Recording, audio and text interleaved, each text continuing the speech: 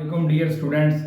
आज हम आपके सामने केमिस्ट्री 9th चैप्टर नंबर 2 जो है एटॉमिक स्ट्रक्चर, वेरी इंपॉर्टेंट। ये आपको पता है कि चूंकि हम केमिस्ट्री के अंदर डील किसको करते हैं, ये chemistry is a branch of science which deal with the study of structure, composition, properties and chemical reactions of atom.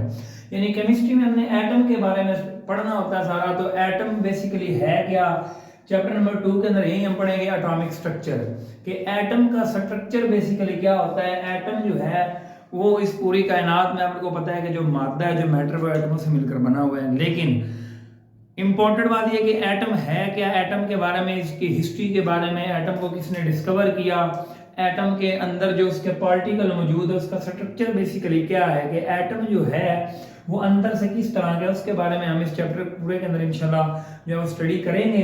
तो आपका जो पहला टॉपिक है चैप्टर नंबर 2 का वो क्या जी, इंट्रोडक्शन ऑफ एटम, के बेसिकली एटम क्या है उसके बारे में आपके सामने लेक्चर लेके आए हैं जी।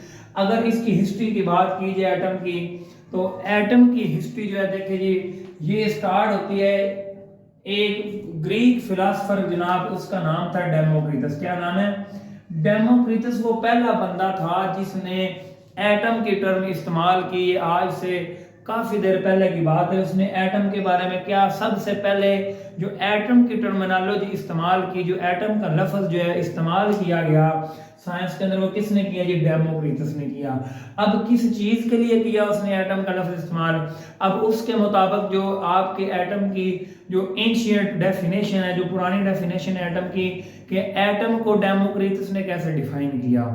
वो कहता था बच्चे कि if we divide matter into smaller and smaller pieces, a stage will come that when a particle will become indivisible and that particle which he called as the atom। उसने कहा कि अगर आपके पास मादाओं में, मिसाल के तौर पे एक मेरे पास पत्थर है, मैटर है, anything that has mass and occupies the space is called matter। मादा कहता जो जगह भी घेरे और वजन भी रखता हो।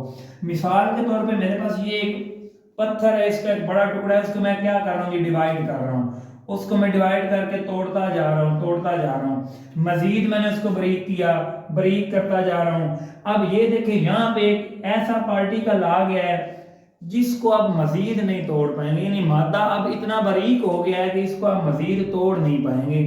ये इनडिविजिबल हो गया, ये नाकाबिले तकसीम पार्टिकल हो गया है, यानी ऐसा पार्टिकल जिसको मजीद आप तकसीम नहीं कर सकते। मैं एग्जांपल से समझाने की आपको कोशिश करता हूं कि आप बिस्मिथ की एग्जांपल है, सुरमा देखें। जो सुरमा है, आप एक बहुत बड़ा पत्थर होता है, उसको आप डिवाइड करते करते करते करते डिवाइड करके इतना बारीक कर देते, जब आप आंखों में डालते हैं तो फिर भी आपको महसूस होता होगा कि उसके अंदर भी क्या है, पार्टिकल मौजूद हैं। अगर मैं आपको कहूँ कि उस पार्टिकल को मजीद आप बारीक कर दें तो वह आपके लिए इम्पॉसिबल है, क्योंकि उस पार्टिकल को आप मजीद तकसीम नहीं कर पाएंगे। तो ऐसा पार्टिकल जिसको आप मजीद तकसीम नहीं कर पाएंगे, उसको डेमोक्रिटस ने नाम दे दिया एटम का। क्यों?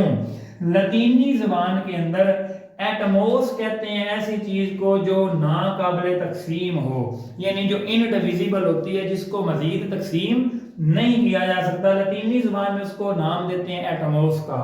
तो जो एक लतीन लैंग्वेज का साइंटिस्ट था डेमोक्रिटस ने क्या किया जी, एटमोस से लफ्ज निकाला एटम, यानी उस चीज के लिए जो इनडिविजिबल है, जो नाकाबिले तकसीम है, जिसको मजीद तकसीम आप नहीं कर सकते, उसको नाम दे दिया डेमोक्रिटस ने एटम का। यानी ये एटम की क्या जी पिछली डेफिनेशन है एंशिएंट के, एटम कायनात का वो पार्टिकल है, वो स्मॉलेस्ट पार्टिकल है जिसको आप मजीद तकसीम नहीं कर सकते हैं, जिसको मजीद तोड़ा नहीं जा सकता, जो इनडिविजिबल हो जाता है, उसको उसने नाम दे दिया एटम का। अब बच्चे 18वीं सदी तक तो ये कॉन्सेप्ट चलता रहा कि एटम ही कायनात का क्या है, स्मॉलेस्ट पार्टिकल है। अब 18वीं सदी में क्या हुआ जी, ये देखिए मैंने लिखा है बच्चे, 18वीं सदी के अंदर आपकी इलेक्ट्रॉन माइक्रोस्कोप दरियाफ्त हुआ। जब इलेक्ट्रॉन माइक्रोस्कोप दरियाफ्त हुआ, अब आप जानते हैं कि माइक्रोस्कोप दो टर्मिनोलॉजी है, माइक्रो एंड स्कोप। माइक्रो का मानी होता है जी स्मॉल, और स्कोप का मानी होता है दिखाना। यानी माइक्रोस्कोप बेसिकली एक ऐसा इंस्ट्रूमेंट है जो छोटी चीज को क्या करता है, बड़ा करके दिखाता है। अब जब इलेक्ट्रॉन माइक्रोस्कोप के नीचे एटम को रखा गया, तो बच्चे इलेक्ट्रॉन माइक्रोस्कोप रिवील्ड, उसने ये राज फाश किया क्या, कि atom is not smallest particle of matter but it itself composed of more than 100 सब एटॉमिक पार्टिकल। एटम कायनात का छोटा जरा नहीं है, बल्कि इलेक्ट्रॉन माइक्रोस्कोप ने आपको बताया कि एटम तो खुद 100 से ज्यादा सब एटॉमिक पार्टिकल से मिलकर बना हुआ है। यानी एटम ही कायनात का छोटा पार्टिकल नहीं है, बल्कि एटम के अंदर भी 100 से ज्यादा मजीद छोटे पार्टिकल मौजूद हैं। तो बच्चे क्या हुआ, हम क्या करते हैं जी, आपको पता है कि जस्ट 3 फंडामेंटल पार्टिकल जो हैं, इलेक्ट्रॉन, प्रोटॉन और न्यूट्रॉन के बारे में हम पढ़ते हैं जो एटम के अंदर मौजूद होते हैं। बेसिकली एटम के अंदर 100 से ज्यादा सब एटॉमिक पार्टिकल मौजूद हैं। हाइड्रॉन है, पॉजिट्रॉन है, क्वार्क पार्टिकल है, बोसोन पार्टिकल है, न्यूट्रिनो है, एंटी न्यूट्रिनो पार्टिकल है।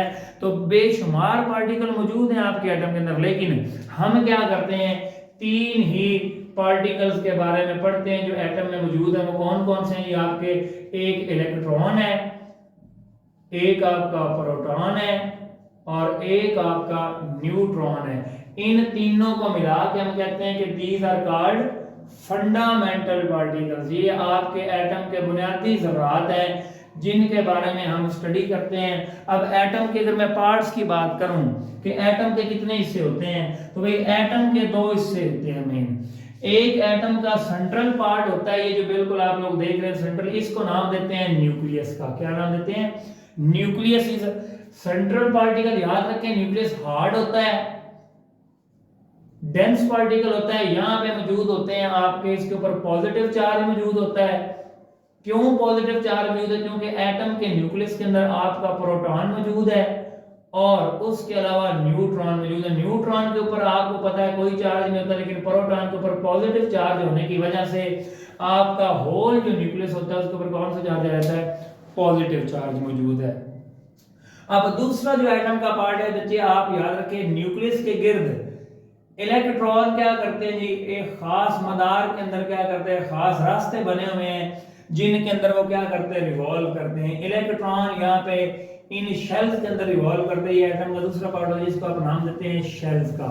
यहाँ इनको ऑर्बिटल्स भी कहा जाता है, इनको एनर्जी लेवल्स भी कहा जाता है और इनको आप नाम देते हैं शेल्स का भी। तो एटम के 2 बेसिकली पार्ट है। अब शेल्स के अंदर क्या होता है जी, आपके इलेक्ट्रॉन जो वो क्या करते हैं, इलेक्ट्रॉन रिमूव कर रिवॉल्व करते हैं। अब इलेक्ट्रॉन के ऊपर होता है नेगेटिव चार्ज।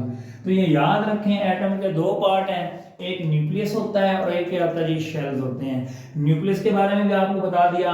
अब हम मजीद क्या करेंगे जी, इनका इंट्रोडक्शन में हम पढ़ेंगे कि एटम के अंदर इलेक्ट्रॉन, प्रोटॉन, न्यूट्रॉन हमें पता है मौजूद है, इनको किसने डिस्कवर किया, किस बंदे ने इनके बारे में आपको नॉलेज दिया। इंशाल्लाह नेक्स्ट लेक्चर के अंदर हम आपके सामने लेके आएंगे। तो ये इंट्रोडक्शन ऑफ एटम है कि एटम क्या चीज़ है बेसिकली।